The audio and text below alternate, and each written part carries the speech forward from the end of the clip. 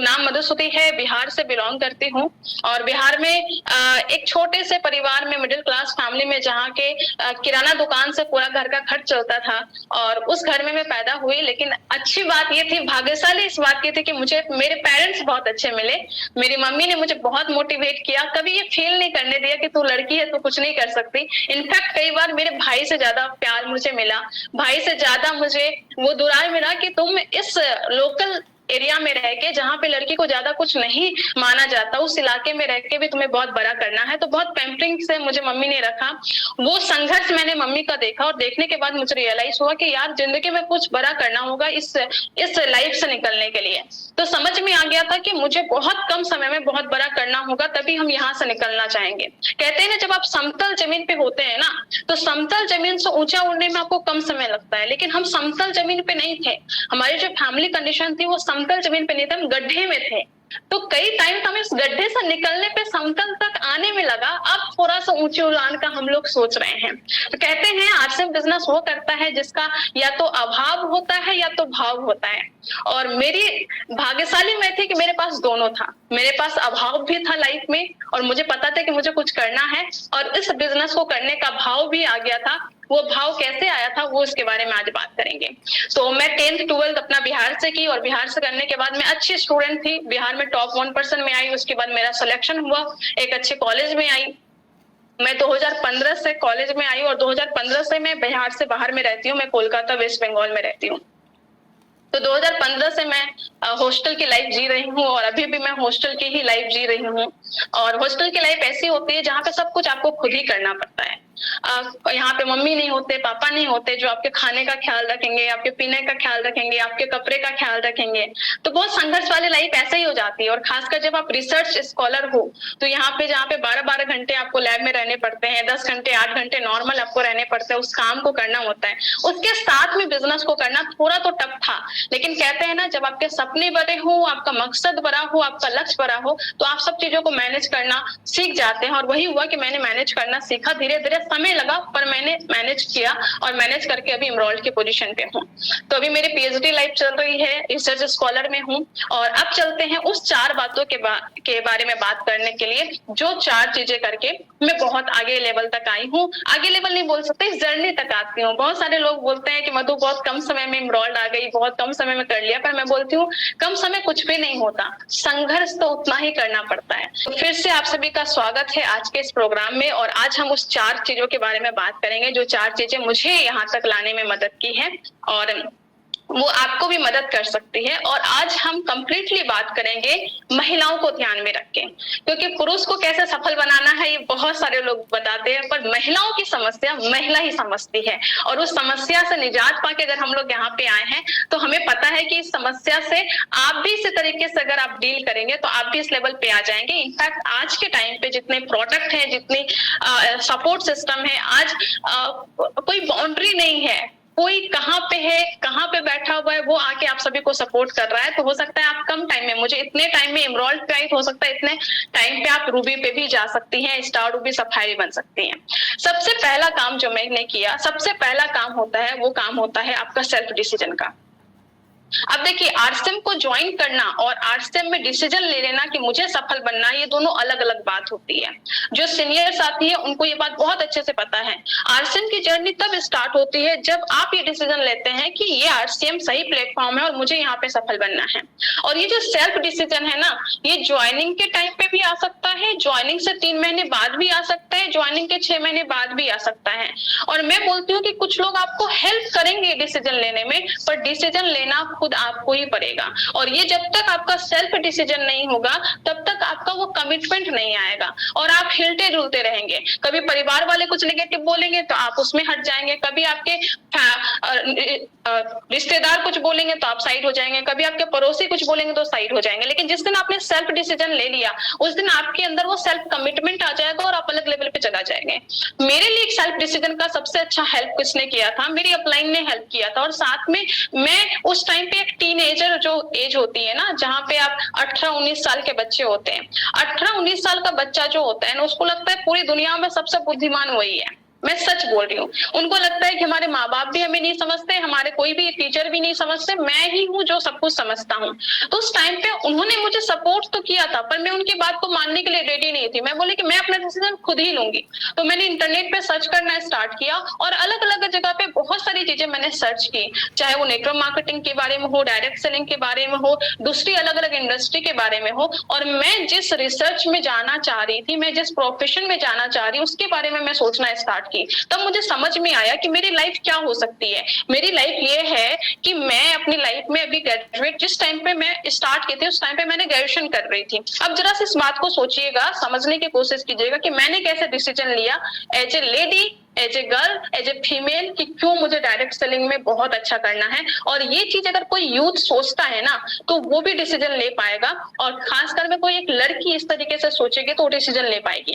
अब हमें समझना है कि हमें सोचना कैसे है। देखिए, जिंदगी में हमें ना ये चीज बहुत इंपॉर्टेंट है कि हमें किसी चीज पे डिसीजन लेना है तो हमें सोचना कैसे है। और सोचने के लिए आपको लाइफ में अपने 5-10 साल आगे तो देखना ही पड़ेगा। वो 5-10 साल मैंने देखने की कोशिश की। मैंने क्या देखने की कोशिश की कि मेरी एजुकेशन होते होते, क्योंकि मैं लॉन्ग टर्म के लिए हूँ, मैं रिसर्च में हूँ, तो मैं जब जिस टाइम पे आऊंगी 18 साल की उम्र में आरसीएम की स्टार्ट, या कोई भी कर सकता है, मैंने तो लेट से किया था थोड़ा। मैं सोची मैं पहले ग्रेजुएशन करूंगी, ग्रेजुएशन करने के बाद मैंने पोस्ट ग्रेजुएशन करूंगी, पोस्ट ग्रेजुएशन करने के बाद मैं अपनी पीएचडी पढ़ाई करना स्टार्ट की, और पीएचडी के बाद मुझे मेरे पास एक जॉब आएगी, और जॉब जो आएगी, वो जॉब जो स्टार्टिंग होती है वो 2 लाख से स्टार्ट हो जाती है, ऑलमोस्ट 2 लाख या 2 लाख 1.5 लाख से स्टार्ट हो जाती है। अब मैं सोच रही हूँ कि मेरी उम्र पीएचडी करते करते लगभग 28 साल की हो जाएगी। 28 साल की उम्र के बाद मैं एक जॉब में जाऊंगी, और जॉब में जाने के बाद मेरे पास 2 लाख रुपए महीने तो होंगे, लेकिन 2 लाख रुपए महीने के बाद मैं एक जगह पे 10 to 5 या 10 to 6 में रह जाऊंगी, और 10 to 6 रहने के बाद मुझे अपने 60 साल तक वो जॉब करना पड़ेगा। हो सकता है सैलरी बढ़ेगी, पर बढ़ते बढ़ते कितना जाएगी, 2 लाख से 2.5 लाख, 3 लाख, 4 लाख, 5 लाख। और बाई चांस बीच में कभी ऐसा हुआ कि मेरी मम्मी को मेरी जरूरत पड़ी और मुझे मेरी मम्मी के पास 1 महीना के लिए जाना है, तो मैं क्या करूंगी? मैं मम्मी के अकाउंट में डाल दूंगी 10,000 20,000 रुपया, मम्मी को बोलूंगी मम्मी बाई रख लो। अब ये जो सवाल मेरे मन में आया था ना, मुझे अंदर तक झिझोड़ दिया था कि मेरी मम्मी ने 9 महीने तक मुझे पेट में रखा, गर्भ में रखा, उतना कष्ट, उतनी सबको सहने के बाद मैं एक ऐसे प्रोफेशन में जाऊंगी जहां पे मेरी मम्मी के लिए मुझे अगर 1 महीना निकालना पड़े तो मैं नहीं निकाल पा रही हूँ, तो क्या फायदा ऐसी लाइफ का। अगर मेरी मम्मी को कभी जरूरत हुई मेरे लिए वहां पे रहने की, और 3 महीने के लिए मैं जाना चाहूँ, तो 3 महीने की छुट्टी कहीं नहीं मिलेगी। वो बोलेगा बेटा या तो लीव लेके जाओ, या कि ऐसे छुट्टी लेके जाओ जहां पे आपका कोई भी पेमेंट नहीं बनेगा, या कभी कभी ऐसा होगा कि रिजाइन करके जाओ। ये सब जॉब में है, चाहे गवर्नमेंट जॉब हो, प्राइवेट जॉब हो, अच्छी से अच्छी जॉब हो। तो मुझे लगा क्या मैं इस चीज के लिए पढ़ाई कर रही हूँ, इस चीज के लिए इतनी मेहनत कर रही हूँ कि कभी मेरी मदर को मेरी जरूरत पड़े तो मैं उसका साथ ना दे पाऊं, और मैं पैसे के पीछे भागती रहूं, और पैसे भी कितने, 2 लाख, 3 लाख, 5 लाख। और जैसे जैसे आप आगे बढ़ेंगे आपको समझ में आ जाएगा कि 2 लाख, 3 लाख, 4 लाख में कुछ नहीं होता आज के टाइम पे, अगर आप अच्छी लाइफ जीना चाहते हैं तो। अगर एक बार आप फैमिली ट्रिप करते हैं, और फैमिली ट्रिप को लेके कहीं पे मंदिर घूमने भी जाते हैं जो दूसरे स्टेट में है, जाने आने का खर्च, सब कुछ, रहने का खर्च कम से कम अराउंड 30,000 का हो जाता है। ये हालत है आज के टाइम की। तो हम क्या कर रहे हैं, ना हम फैमिली को टाइम दे पा रहे हैं, अपनी मदर जिन्होंने इतने टाइम तक हमें रखा अपने घर में, उनके लिए टाइम नहीं निकाल पाएंगे। तो मैं ये सोच के झकझोर गई, मुझे लगा मुझे जिंदगी भर काम करना है, और वो काम करने के बावजूद मम्मी के लिए टाइम नहीं निकाल पाऊंगी, तो ऐसी लाइफ तो मुझे नहीं चाहिए। इसके साथ में 2-3 किस्से ऐसे हुए जो मुझे मजबूर कर दिया इस बिजनेस को करने में। एक किस्सा मैं आपको बताती हूँ। एक बार मैं तभी रॉयल्टी अचीवर थी, और तभी मैंने डिसीजन ले लिया था, लेकिन एक किस्सा मैं आपको बता रही हूँ। ये किस्सा है जब मैं सफर के दौरान थी, और सफर के दौरान मैं एक जूम मीटिंग में भी कभी बताई थी, लेकिन ये किस्सा मैं फिर से आपको बताना चाहती हूँ।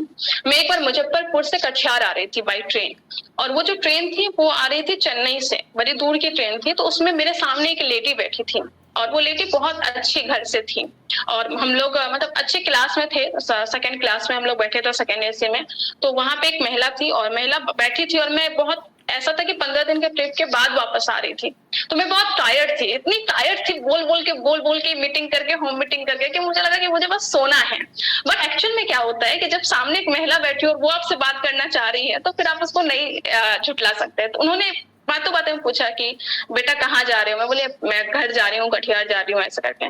तो फिर वो बातों बातों में बताई कि वो चेन्नई में रहती है, उनके जो हस्बैंड है वो साइंटिस्ट है, उनका जो बेटा है वो बहुत बड़ी कंपनी एमएनसी कंपनी में जॉब करता है, और उनकी एक बेटी है और वो भी कहीं पे जॉब करती है, उनकी बहू है जो अभी प्रेग्नेंट है। तो मैं बोली कांग्रेचुलेशन कि आपकी बहू प्रेग्नेंट है, आप दादी बनने वाली हैं। तो उन्होंने बोला कि हाँ बेटा, अभी जस्ट उन्होंने जा रही हूँ, अभी जस्ट वो रिजाइन करके आ रही है।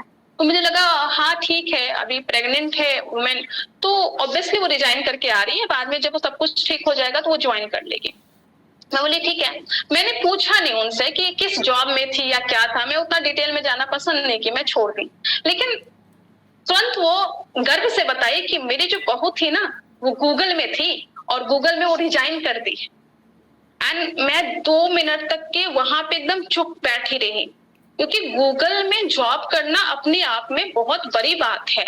यहाँ बात पैकेज की नहीं है, बात है कि उस लेवल का करेज होना, उस लेवल का टैलेंट होना, जिस टैलेंट में आप उस लेवल पे जा पा रहे हैं, राइट। तो ये बहुत बड़ी बात थी। तो मैं उनको बोली कि वो गूगल में थी और फिर उन्होंने ऐसा किया, तो उन्होंने बोला कि हाँ प्रेग्नेंट है तो अभी तो जॉब नहीं कर सकती ना, तो रिजाइन करके आ रही है क्योंकि उतना लंबा लीव नहीं मिल पाया उनको। तो मैं बस ऐसे सोची, आप सोचिए खुद, एक लड़की है जो बचपन से अपने फैमिली से भी कभी संघर्ष की होगी, अपने रिश्तेदार अड़ोसी पड़ोसी से संघर्ष करके कितनी कठिन पढ़ाई की होगी, कठिन पढ़ाई करने के बाद वो जॉब में गई, उतना हाई पेइंग जॉब में गूगल में, जहाँ पे अच्छे अच्छे बच्चों का नहीं होता, बड़े बड़े आईटीएन का, बड़े बड़े अच्छे लोगों का नहीं होता, वहां पे उस लेवल पे गई। तो उस लड़की कितनी टैलेंटेड होगी। मैं खुद नहीं सोच सकती कि मुझे गूगल में जॉब मिलेगा, मैं उस लेवल के टैलेंटेड नहीं हूँ अभी। तो सोचिए उस लेवल पे जॉब पे जाके, और वहां पे जिंदगी का एक फेज आता है, इसको हम फेज ही बोलेंगे। एक फेज आया जहां पे उसने एक अलग फेज में, जहां पे वो प्रेग्नेंट हुई, वो अपनी माँ बनने का सफर शुरू कर रही है। और उस माँ बनने के सफर में उसने जो सैक्रिफाइस किया, वो आज तक का, अगर उसकी उम्र 26 साल है या उसकी उम्र 30 साल है, तो 30 साल की मेहनत अचानक से उसने छोड़ दिया, अचानक से सैक्रिफाइस कर दिया। और ये चीज मुझे इतना झटका लगा कि मैं भी एक फीमेल हूँ और हमारे पास आसपास बहुत सारी लड़कियां हैं, हम क्यों मेहनत कर रहे हैं? ये सवाल खुद से पूछिए, क्यों मेहनत कर रहे हैं? हम मेहनत करते हैं, पढ़ाई में बहुत अच्छा मार्क्स लाते हैं, एक अच्छा जॉब में जाते हैं, और जॉब जाने के बाद अगर हमारी शादी होती है और हस्बैंड का जॉब अगर कहीं दूसरी जगह है, तो हस्बैंड को कोई नहीं बोलता कि तुम जॉब छोड़ दो। लेकिन ये चीज फीमेल से, उस लड़की से उम्मीद की जाती है कि बेटा तुम्हारा पति तो उधर रहेगा ना, और तुम दोनों तो साथ ही रहोगे ना, तो एक काम करो, तुम ये जॉब छोड़ दो, दूसरा जॉब तो कहीं ना कहीं तो मिल ही जाएगा ना। और ये कह के वो जॉब छुड़वा देते हैं। अब दूसरा जॉब मिलेगा या नहीं मिलेगा वो बात की बात है, लेकिन सैक्रिफाइस किसने किया? उस लड़की ने।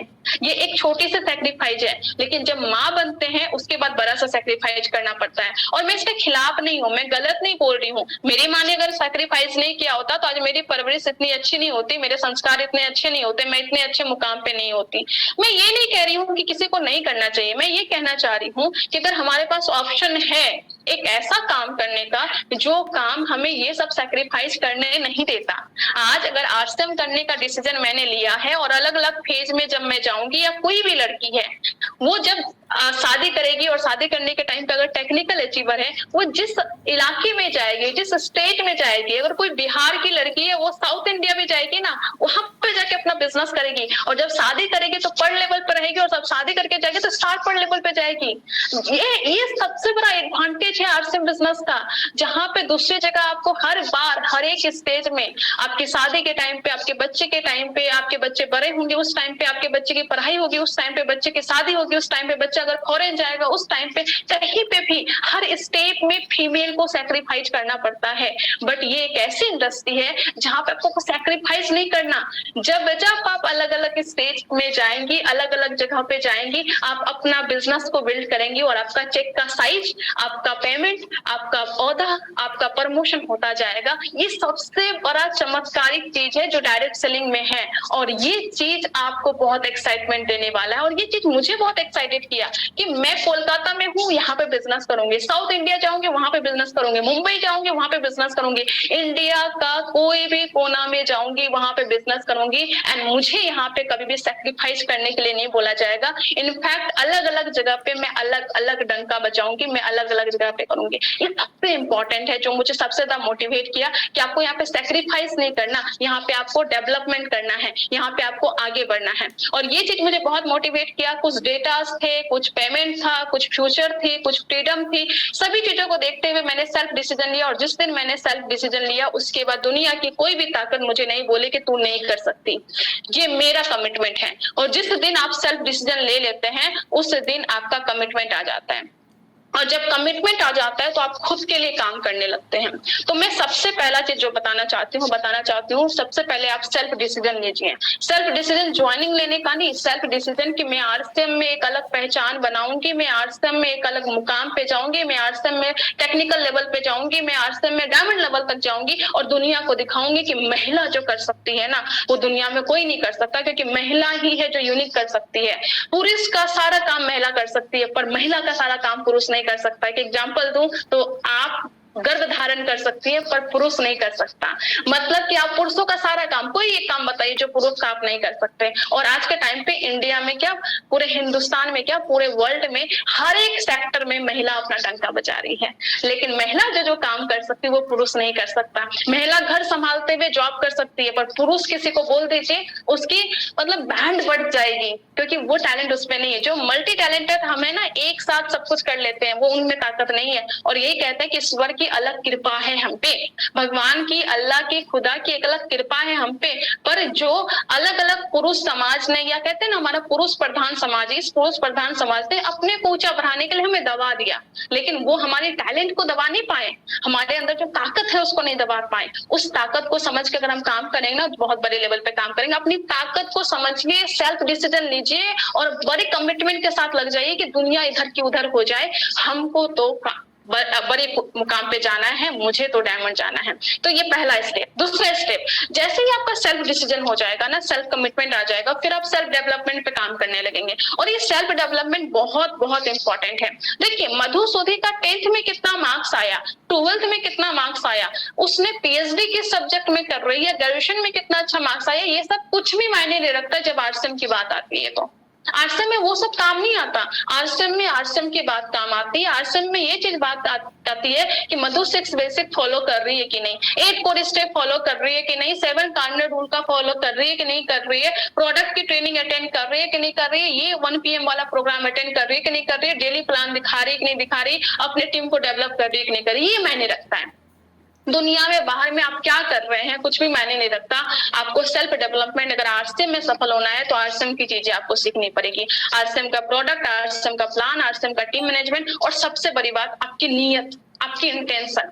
मैं आरसीएम में आज तक लगभग मुझे 6 साल हो चुके हैं, और इस 6 साल में मैंने पर्सनली, अगर मैं बोलूं पर्सनली, मैंने बहुत सारे लोगों को ऊपर चढ़ते भी देखा और नीचे उतरते भी देखा है।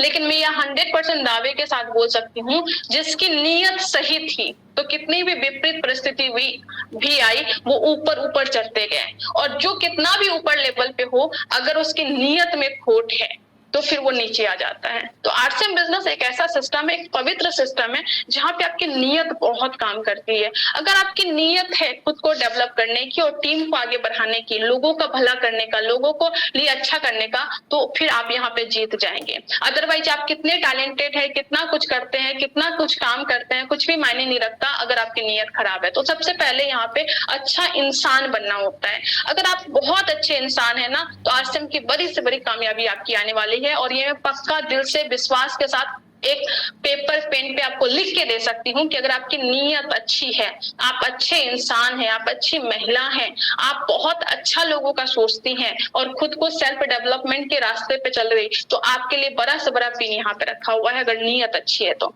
और सेल्फ डेवलपमेंट का सबसे अच्छा तरीका मैं बताती हूँ, वो होता है एक्शन करके। एक्शन कीजिए, क्योंकि देखिए कितना भी नॉलेजेबल पर्सन हो, अगर वो घर में बैठा है, एक्शन नहीं कर रहा है, तो कुछ भी नहीं होने वाला। अगर आप एक्शन करते हैं तभी सीखते हैं। मुझे पता है जिस टाइम पे मैं स्टार्ट की थी तो मेरा मंडे टू फ्राइडे पूरा का पूरा क्लास होता था, और फ्राइडे की नाइट को ही मैं निकल जाती थी।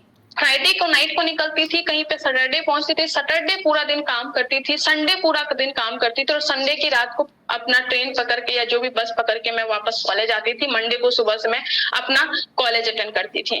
तो मुझे एक भी ऐसा वीक याद नहीं है इनिशियली जिस टाइम पे मैं काम कर रही थी कोविड से पहले। कोविड के बाद तो बहुत सारी चीजें बदल गई है, जूम पे सब कुछ आ गया, लेकिन कोविड से पहले जब जूम नहीं था तो मुझे ऐसा कोई सैटरडे संडे याद नहीं है जहाँ पे मैं कॉलेज में बैठी रहूं या अपने रूम में बैठी रहूं। मैं हमेशा बाहर निकलती रहती थी, धूप हो, बारिश हो, जाड़ा हो, ठंडा हो, कुछ भी मैटर नहीं करता था। मुझे पता था कि मुझे बड़े लेवल पे जाना है, मुझे अगर रॉयल्टी टेक्निकल पे जाना है तो मुझे काम करना होगा और मेरे लिए काम कोई और नहीं करेगा, मुझे अपना काम खुद करना पड़ेगा। और उस टाइम से मैं निकलना स्टार्ट की और मेरे पास इतना अच्छा एक्सपीरियंस है, प्रैक्टिकल बातें हैं, जस्ट बिकॉज कि मैं फील्ड में बहुत रही हूँ, बहुत खटी हूँ। मैं लगातार 15 दिन 20 दिन तक मैं बाहर रहती थी। कहीं इनफैक्ट कई बार मेरी मम्मी को पता नहीं होता था कि आज मैं बिहार के स्टेट में हूँ तो कल मैं यूपी में रहूंगी कि झारखंड में रहूंगी कि बंगाल में रहूंगी कि दिल्ली में रहूंगी। इस तरीके से मैंने काम किया है। एक्शन जो है ना आपको बहुत ऊपर लेवल तक देके जाएगा और एक्शन जितना सिखाता है उतना कुछ नहीं सिखाता है। मैं बहुत इंपॉर्टेंस देती हूँ जूम मीटिंग का, यूट्यूब का, सब कुछ का, लेकिन ये सारी चीजें आपको ना थ्योरी देती है, प्रैक्टिकल तो आपको फील्ड में जाके ही करना है। तो फील्ड पे कीजिए। जूम आज के टाइम पे जूम पे प्लान दिखाइए, फोन पे प्लान दिखाइए, आपका एक्शन होना चाहिए और जब आप एक्शन करेंगे तो फिर आप बहुत बड़े लेवल पे जाएंगे। मेरी अपलाइन एक बहुत अच्छा एग्जाम्पल देती हूँ, एग्जाम्पल मैं अभी आप सभी के साथ देना चाहती हूँ। आपके पर्स में ना नोट रहते हैं, वो नोट 5 रुपए का भी होता है, 10 रुपए का भी होता है, 20 रुपए का भी होता है, 50, 100, 500, 2000 भी होता है, राइट। आप सब नोट का पेपर देखिएगा, सब पेपर एक तरह का ही होता है, मतलब एक कोरा कागज ही होता है सब। हम सभी कोरा कागज ही हैं। जिस टाइम पे हमारा जन्म हुआ था, पैदा हुआ था, तो कभी आप ये नहीं सुने होंगे कि अरे उस गांव में एसपी पैदा हो गया, उस गांव में डॉक्टर पैदा हो गया, उस गांव में एक आईएएस ऑफिसर पैदा हो गया, उस गांव में प्रधानमंत्री पैदा ले लिया, उस गांव में एक आयरन लेडी पैदा हो गई, उस गांव में एक पायलट पैदा हो गया। कोई नहीं, पैदा तो एक बच्चा ही होता है या बच्ची ही होती है। वो अपने जन्म के बाद में क्या कर्म करते हैं उससे डिसाइड होता है कि वो जिंदगी में क्या बने। कौन पैदा हुआ ये कभी कोई ने नहीं सुना, लेकिन ये जरूर हम सुने कि अरे एक एसपी मर गया, एक एसपी का डेथ हो गया, एक प्रधानमंत्री का डेथ हो गया, एक राष्ट्रपति का डेथ हो गया, एक पायलट का डेथ हो गया, एक डॉक्टर का डेथ हो गया, राइट। यानी कि पैदा होके कोई कुछ नहीं बनता, वो जीवन में क्या करता है उस पर निर्भर करता है कि वो क्या बनेगा। उसी तरीके से एक कोरा कागज ही होता है, एक सफेद पेपर ही होता है, पर उस सफेद पेपर पे क्या प्रिंट हो रहा है उस पे उसकी वैल्यू डिपेंड करती है। वो 2000 का नोट बनेगा कि 200 का कि 100 का कि 2 रुपये का कि 50 का, ये डिपेंड करता है कि उस पे क्या प्रिंट होता है। उसी तरीके से हमारी लाइफ है, हम एक पर्सनालिटी है। हम पैदा हुए थे वैसे ही पैदा हुए थे, ना हमें बोलना आता था, ना चलना आता था, कुछ नहीं आता था, लेकिन लाइफ पे हम खुद को क्या सिखा रहे हैं, क्या एक्शन कर रहे हैं, क्या सीख रहे हैं, किसके संगति में रह रहे हैं, किससे बात कर रहे हैं, क्या काम कर रहे हैं, हार्डवर्क कर रहे हैं कि नहीं कर रहे हैं, मेहनत कर रहे हैं कि नहीं कर रहे हैं, ईमानदारी के साथ काम कर रहे हैं कि नहीं कर रहे हैं, 6 बेसिक 8 कोर स्टेप 7 कार्डिनल को फॉलो कर रहे हैं कि नहीं कर रहे हैं। यही सारी चीजें निर्भर करेगी कि हमारी इंपॉर्टेंस क्या होगी, हम 2000 वाले बनेंगे कि 200 रुपया वाले या 20 रुपया वाले, ये इस पे डिपेंड करता है। तो अपने आप को बढ़ाने की कोशिश कीजिए और इस पे मैंने बहुत काम किया, क्योंकि मैं उसी फेज में थी, स्टूडेंट थी, तो पढ़ना लिखना मेरा काम था और मेरे अंदर एक कीड़ा था कि मुझे हर एक चीज सर्च करना है, सीखना है, जानना है। अपलाइन अगर बताए कि ऐसा ऐसा तो मुझे 2 लाइन और ऐड करना है, इसलिए आज भी अपलाइन बोलते हैं कि मधु तुम सीखने में तो एक्सपर्ट हो, क्योंकि मुझे सीखना अच्छा लगता है। जिस दिन आपको सीखना अच्छा लग गया और सिखाना अच्छा लग गया उस दिन आप भी बहुत अच्छा कर लेंगे। तो मैंने सेल्फ डेवलपमेंट के पर बहुत काम किया। पहला था सेल्फ डिसीजन, दूसरा सेल्फ डेवलपमेंट, इसके बाद तीसरा चीज आता है वो सबसे इंपॉर्टेंट है महिलाओं के लिए और सबसे ज्यादा इंपॉर्टेंट है, और महिलाएं इसमें बहुत कंजूसी करती है, इनफैक्ट बहुत लापरवाह होती है। वो क्या मैं बताती हूँ। तीसरी चीज है सेल्फ केयर, सेल्फ लव। हमें ना परिवार में अगर 10 लोग हैं ना, हम 10 लोग का ध्यान रख लेंगे, उसके खाने का, उसके कपड़े का, उसका सोने का, उसका कहीं जाने आने का, उसका टिफिन पैक करना, बच्चे हैं तो उसका बैग पैक करना, सब कुछ। पर हम इन सब में खुद को खो दे देते हैं, वो है हम खुद महिला। और मुझे मम्मियों से तो इतनी शिकायत रहती है ना कि माय गॉड, मेरा तो मतलब कहते हैं मैं मतलब मम्मियों को जब देखती हूँ तो इनफैक्ट मेरे ऐसा लगता है, मुझे गुस्सा आता है थोड़ा। मम्मियां हमेशा अपनी ब्रेकफास्ट स्किप करती है, वो पूरे घर का ध्यान रखेगी पर अपना ध्यान नहीं रखेगी। और मुझे लगता है कि एक चीज जरा सोचिए आप, अगर कोई महिला है, अगर वो परिवार में 5 लोगों का 10 लोगों का ध्यान रख पा रही है और खुद का ध्यान नहीं रख पा रही है, तो इसको आप क्या बोलेंगे? इसको मैं सिंपली ये नहीं बोलती कि वो कैपेबल नहीं है, वो कैपेबल है। वो नहीं कर रही है जस्ट बिकॉज वो अपने प्रति लापरवाह है। लेकिन मैं आपसे एक सवाल पूछना चाहती हूँ, अगर आप अपने प्रति लापरवाह हैं, अगर आप खुद के खाने का, खुद के हेल्थ का ध्यान नहीं रख रहे हैं, खुद के बारे में नहीं सोच रहे हैं, तो क्या आपको कामयाबी आएगी? क्या आप ऊंचे मुकाम पे जाएंगे? जब तक आप अपने आप को फिजिकली फिट नहीं रखेंगे तब तक आपका दिमाग नहीं चलेगा, और जब तक आपका दिमाग नहीं चलेगा तो आप उस गोल पे, रॉयल्टी टेक्निकल पे नहीं पहुंच सकते। सिंपल सी बात है। अगर आपको अपने जीवन में बड़े लेवल पे जाना है तो अपना केयर करना सीखिए, अपना ध्यान रखना सीखिए, खुद से प्यार कीजिए, अपना ब्रेकफास्ट कीजिए, अपना लंच कीजिए, अपना रात का डिनर कीजिए, प्रॉपर नींद लीजिए, प्रॉपर सोइए, एक्सरसाइज कीजिए। कई बार महिलाएं जो खासकर बोलते हैं ना होम मेकर, जिसको हम लोग बोलते हैं हाउस वाइफ, मुझे तो ये वर्ड ही कभी समझ में नहीं आया, कभी भी समझ में नहीं आया। ये हाउस, मैं होम मेकर बोलती हूँ, ठीक है, आप घर बना रही है, घर सजा रही है, घर का ध्यान रख रही है, परिवार का ध्यान रख रही है, ठीक है, आप होम मेकर। ये जितने भी होम मेकर महिलाएं होती हैं ना, अक्सर अपना ब्रेकफास्ट स्किप करती हैं, अक्सर वो कम सोती हैं, एक्सरसाइज नहीं करती, अक्सर बहुत ज्यादा काम करती है। उनका काम ये 14 घंटे 16 घंटा भी हो जाता, हमेशा दौड़ते भागते रहती हैं। तो ये सब मैं काम करने को मना नहीं करती, मैं बस इतना कहती हूँ कि आपको जितना काम करना है आप काम करो, लेकिन खुद का ध्यान रखें, खुद का ध्यान रखो। मेरे साथ क्या हुआ था, अगर मैं अपने बारे में बात करूं, मैं हॉस्टल में रहने वाली लड़की हूँ, जहाँ पे सब कुछ खुद भी करना पड़ता है। आपको ब्रेकफास्ट करना है, खुद से जाइए, खुद से लेके आइए, खुद से कीजिए। आपको लंच करना, आपको डिनर करना, सब कुछ। और कई बार ऐसा होता था कि मुझे होम मीटिंग के लिए, कहीं पे मीटिंग के लिए, सेमिनार के लिए या प्रोस्पेक्टिंग के लिए जाना होता था ना, तो वो टाइम नहीं होता था। मेरा कैंटीन या जहाँ पे मुझे खाना मिलता है, जो हॉस्टल का मेस होता है, वो खुलने का टाइम होता था 7:30 बजे या 8 बजे, और मुझे सुबह निकलना है 7 बजे। अब जरा सोचिए, मुझे 7 बजे निकलना है, कैंटीन खुलने का 7:30 साढ़े 8 बजे, मैं खुद से कुक करूंगी तो उतना टाइम नहीं है, मुझे निकलना भी है, आके क्लास भी अटेंड करना है। उस टाइम पे खुद का ख्याल कैसे रखते हैं? और उस टाइम पे आरसीएम का एक बहुत अच्छा प्रोडक्ट ने मेरा साथ दिया, और उस प्रोडक्ट के कारण भी आज मैं यहाँ पे हूँ। कहते हैं, अगर मैं एक कैलकुलेशन अगर आपको बताऊं यहाँ पे, हालांकि बहुत सारे लोग इस बात का डिस्कशन नहीं करना चाहते, खासकर लड़कियां, इनफैक्ट अपनी माँ से भी ये बात नहीं करना चाहती, पर मैं आज इस प्लेटफॉर्म पे, जहाँ पे 1000 लोग हैं, इस प्लेटफॉर्म पे मैं खुल के बात करना चाहती हूँ इस बारे में कि हम लड़कियों का एक सबसे इंपॉर्टेंट पार्ट होता है, वो होता है हमारा जो महामारी का टाइम होता है, हमारा पीरियड्स का टाइम होता है, हमारे मेंस्ट्रुअल साइकिल जहाँ पे जिस टाइम पे होता है, उस टाइम की बात होती है। ऑन एन एवरेज 3 से 4 दिन जो होते हैं ना, वो दुख तकलीफ रहता है। मैं उसको दुख तकलीफ इसलिए बोल रही हूँ कि सच में वो टाइम जो ऐसा होता है वो बहुत पेनफुल होता है, बहुत ज्यादा पेनफुल होता है, क्योंकि वहां पे आपकी हार्मोनल चेंज होते हैं, आपका ब्लीडिंग भी हो रहा है, आपको दर्द भी हो रहा है, कमर में दर्द हो रहा है, आपके पैर में दर्द होता है, अलग अलग दर्द हो रहा है। आरसीएम से पहले वाली जो मेरी लाइफ थी, वो 3 से 4 दिन हर एक महीने के, वो बहुत पेनफुल था, बहुत बहुत ज्यादा पेनफुल। इनफैक्ट इतना पेनफुल था, मैं अगर अपने बारे में बस बात करूं, मैं ना ठीक से खा पाती थी, क्योंकि उस टाइम पे मेरी वॉमिटिंग भी होती थी, मैं जो भी खाती थी मैं उल्टी कर देती थी, मेरा इतना खराब कंडीशन था। आज मैं थोड़ी ठीक ठाक आपको दिख रही हूँ, ये जस्ट बिकॉज ऑफ सप्लीमेंट है। इससे पहले मैं बहुत पतली दुबली थी, और उस टाइम पे मेरा बहुत प्रॉब्लम होता था। मैं जो भी खाती थी वो वॉमिटिंग हो जाता था, मैं ना सो पाती थी ठीक से, ना ही उठ पाती थी, ना खड़े रह पाते थे, ठीक है, हर टाइम पे pen pen pen pen pen ऐसा होता था। अब सोचिए, किसी के लाइफ में हर एक महीने 3 से 4 दिन अगर वैसा चल रहा है, मैं ऑन एन एवरेज 4 दिन मानूं, और किसी का अगर 14 साल में स्टार्ट होता है और 50 साल में मोनोपॉज जाता है, तो लगभग 36 साल है। और इस 36 साल में अगर हर एक दिन ऐसा, हर एक महीने हो रहा है 3 से 4 दिन, अगर आप एवरेज कैलकुलेट करेंगे 36 गुना 3, मैं इसको फिर से अच्छे से बताती हूँ कि अगर किसी महिला है, कोई महिला की लाइफ में 14 साल में उसका पीरियड्स स्टार्ट हुआ है, और वो 50 साल तक मोनोपॉज स्टार्ट होता है, मतलब पीरियड्स खत्म होता है, लगभग बीच में 36 साल आते हैं। इस 36 साल में हर एक महीने मतलब कि 3 दिन कम से कम उसका खराब होता है। साल में 12 महीना होता है, 12 या 36, अगर 36 गुना 36 आप मल्टीप्लाई करेंगे तो लगभग 1200 समथिंग डेज होता है।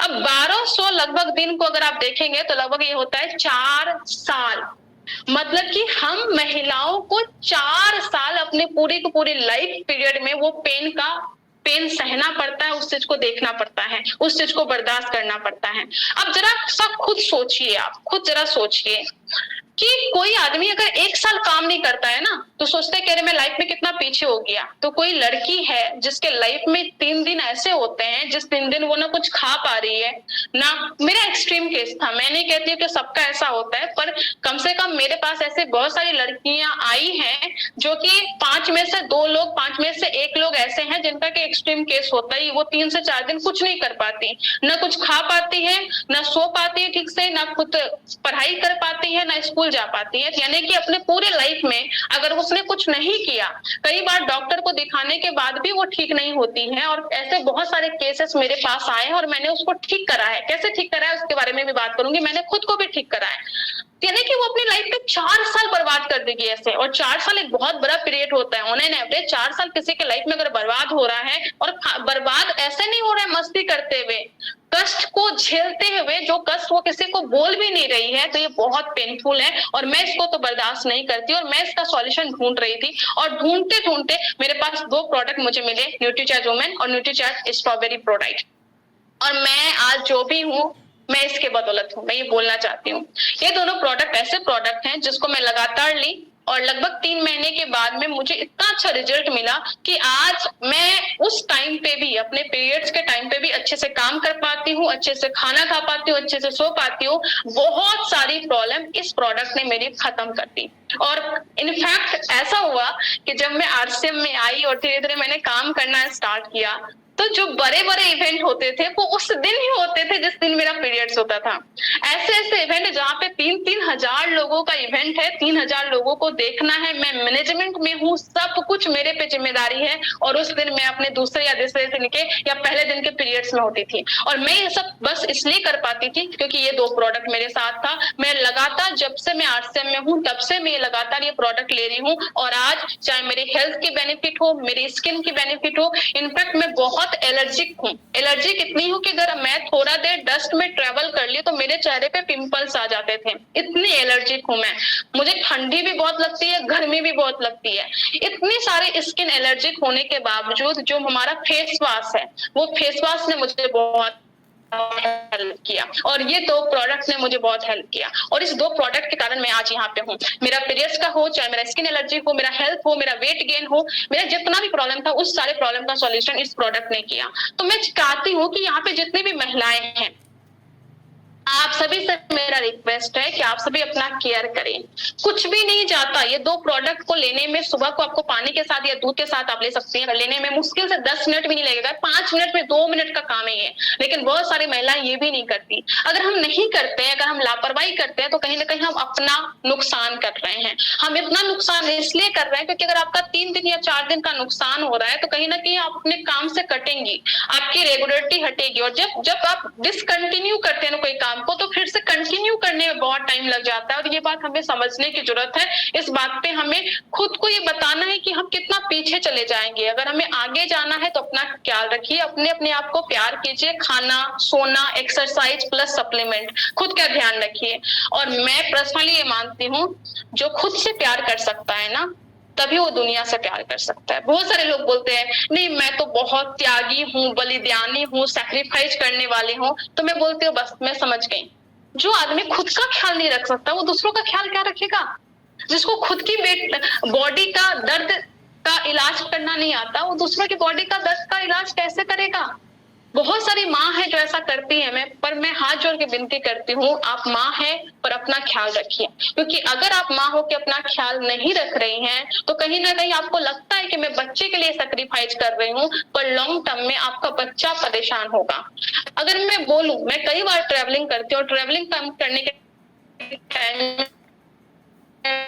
बूढ़े माँ बाप को लेके उसको गोद में उठा के ट्रेन में चढ़ा रहे हैं, उसको गोद में उठा के सब कुछ कर रहे हैं और उनकी एज भी ज्यादा नहीं होती। मैं पूछती हूँ क्या हुआ है, बोलते हैं हार्ट का प्रॉब्लम है, चल नहीं पा रही है। वो बोलते हैं घुटने का प्रॉब्लम है, चल नहीं पा रही है। तो आपको क्या लगता है, आप न्यूट्रीचार्ज वुमेन और न्यूट्रीचार्ज प्रोडक्ट नहीं लेके आप अपने बच्चों को खुश कर रही है, लॉन्ग टर्म में बहुत दुखी कर रहे हैं? बहुत कष्ट है, पैसे से भी कष्ट है, फिजिकली भी कष्ट है, इमोशनली भी कष्ट है। तो इस चीज को समझने की जरूरत है कि आपको अपना ध्यान रखना है। आप अपने के लिए रखिए, अपने सपने के लिए रखिए, अपने परिवार के लिए रखिए, अपने बच्चे के लिए रखिए, पर आपको खुद का ध्यान रखना है और कोई भी नहीं आएगा, नोबडी, कोई भी नहीं आएगा आपका ध्यान रखने के लिए। क्योंकि एक बच्चा अगर कोई है तो उसको ध्यान रखने के लिए उसकी माँ है, पिताजी है, उसके घर वाले, दादा दादी, सब कुछ है। लेकिन एक महिला, खासकर जब वो विवाहित हो जाती है, मैरिड हो जाती है, उनके बच्चे हो जाते हैं, तो कोई उनका ध्यान नहीं रखता। मैं सब केस में नहीं बोलती, लेकिन मैं ये बोलती हूँ खाने पीने का ध्यान तो एटलीस्ट आपको रखना चाहिए, सेल्फ केयर कीजिए। मैंने सीखा है लाइफ में, मुझे ज्यादा पैसा कमाना है, मुझे डायमंड तक जाना है, तो मुझे अपने हेल्थ को ठीक रखना होगा। मुझे physically, emotionally and mentally fit रहना पड़ेगा, और उसमें ये प्रोडक्ट मुझे हेल्प करता है, और मैं ये प्रोडक्ट लगातार लीजिए। खुद को खुश रखिए, खुद को हैप्पी रखिए। तो ये तीसरी चीज थी। और last but not the least, last चीजें हैं, फैमिली का सपोर्ट, अपलाइन का सपोर्ट लीजिए। सपोर्ट कोई करता नहीं, हमें खुद लेना पड़ता है। ये सपोर्ट लेना आपको आना चाहिए। और मैं पर्सनली बोलूंगी, जब मैं कमिटेड हो गई बिजनेस को करने के लिए, और मेरी मदर ने मुझे बहुत सपोर्ट किया। बहुत सारी ऐसी स्टोरी यहाँ पे आई, मुझे सुन के बहुत दुख भी हुआ, तकलीफ भी हुआ कि बहुत सारे ऐसे थे जिनको पति ने छोड़ दिया, या पति को उनको घर से निकलना पड़ा आरसीएम को करने के लिए। महनाज बेगम का स्टोरी आया, मुझे बहुत खराब लगा था। लेकिन जो यंग जनरेशन है, मैं आपको बताना चाहूंगी कि आपकी फैमिली आपको सपोर्ट करेगी। पति पत्नी का रिश्ता मुझे नहीं पता उसमें कैसे क्या होता है, लेकिन माँ बाप का जो रिश्ता होता है ना, वो चाहते हैं बच्चे को खुश देखना, वो चाहते हैं बच्चों को हेल्प करना। अगर आपने दिखा दिया कि आरसीएम में मेरा फ्यूचर है और आरसीएम में हम बड़े लेवल पे जाएंगे, तो आपको मदद मिलेगी, आपको हेल्प मिलेगा। इनफैक्ट आज मेरे से ज्यादा मेरी मेहनत मेरी मम्मी करती है। कई बार मुझे बताना पड़ता, मम्मी इतना धूप में क्यों जा रही हो, फील्ड वर्क के लिए भी मत जाओ, बहुत धूप है, बहुत हीट वेव है, बाद में जाना। पर फिर भी वो जाती है, मेरे से बहुत गुना तिगुना चौगुना मेहनत करती है, क्योंकि उनको पता चल गया कि उनके बच्चे का फ्यूचर यहाँ पे है। तो ये चीज हमें समझने की जरूरत है कि आपको फैमिली से सपोर्ट लेना है, साथ में अपलाइन से सपोर्ट लेना है। आप अपने अपलाइन को देखिए। कई बार हमें ऐसा लगता है, जब हम टीनेजर होते हैं ना, जो 9th क्लास से ग्रेजुएशन करने तक के बच्चे जो होते हैं ना, वो टीनेजर अगर मैं उसको बोलूं, तो ये बच्चे ऐसे होते हैं जिनको क्या लगता है कि माँ बाप हमारे बहुत बड़े दुश्मन हैं। माँ बाप का बात कभी लगता है कि यार क्या बोलते हैं, पुरानी पीढ़ी के हैं, पुरानी सोच के हैं, इस तरीके से हैं। लेकिन हमें, जैसे हम बड़े होते हैं ना, हमें पता चलता है ब्रह्मांड में अगर कोई दो लोग हैं जो निस्वार्थ रूप से बिना किसी अपेक्षा के आपकी मदद और आपकी अच्छाई चाहते हैं, आपको कामयाब देखना चाहते हो, तो वो आपके माँ बाप ही हैं। तो जैसे लाइफ में आपके माँ बाप का बहुत बड़ा किरदार है, और वही है जो निस्वार्थ भाव से आपको कामयाबी पे लेके जाना चाहते हैं। उसी तरीके से आरसीएम बिजनेस में कहते हैं अपलाइन माँ बाप है, क्योंकि वही अपलाइन ही है जो निस्वार्थ भाव से हमेशा चाहेगा कि आप कामयाब बनो। इसलिए अपलाइन को समर्पित हो जाइए। मैं बहुत लकी हूँ, ये चीज मुझे बहुत पहले समझ में आकर मैं अपलाइन को समर्पित हो गई थी। अपलाइन जो बोलती थी ना, मैं करती थी। कई बार ऐसा लगता था कि अपलाइन सही नहीं बोल रही थी, लेकिन मुझे लगा कि नहीं, अपलाइन है तो कर लेते हैं, बोले हैं तो कर लेते हैं, गुरु का बात नहीं टालते। और मैं उसको करती गई, और उसी का फल है कि मैं एमरोल्ड पे हूँ आज। तो थैंक यू सो मच। इतनी ही बात मुझे आपसे कहनी थी। ये 4 चीज मैंने की, अगर मैं इसको रिपीट कर दूं, एक साथ मैं आपको रिपीट कर दूं, तो पहला चीज था सेल्फ डिसीजन से सेल्फ कमिटमेंट आया। उसके बाद था सेल्फ डेवलपमेंट। सब कोरा कागज बन के आते हैं, उस पर आप क्या प्रिंट करते हैं उस पर निर्भर करता है। तीसरी चीज होती है खुद का केयर कीजिए। Nutricharge women, Nutricharge strawberry product, face wash, ये सब ऐसे प्रोडक्ट्स थे जो प्रोडक्ट ने मुझे हेल्प किया खुद को फिजिकली एक्टिव रखने में, खुद को सब कुछ से जूझने के लिए। और साथ में मैंने फैमिली का, अपलाइन का बहुत अच्छा सपोर्ट ली। मैं समर्पित हुई अपने माँ बाप के प्रति, अपने अपलाइन के प्रति, और इसलिए आज मेरी कामयाबी यहाँ पे है। तो थैंक यू सो मच। उम्मीद करती हूँ सारी बातें आपको अच्छी लगी होगी और कुछ ना कुछ आपको फायदा होगा। Thank you so much. Thank you.